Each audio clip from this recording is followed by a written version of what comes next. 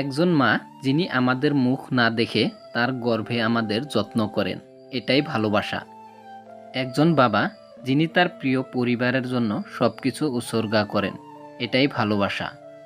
একজন ভাই বা বোন যে আপনার পাশে দাঁড়িয়েছে, আপনি সঠিক বা ভুল কিনা তা আপনাকে সমর্থন করে, এটাই ভালোবাসা।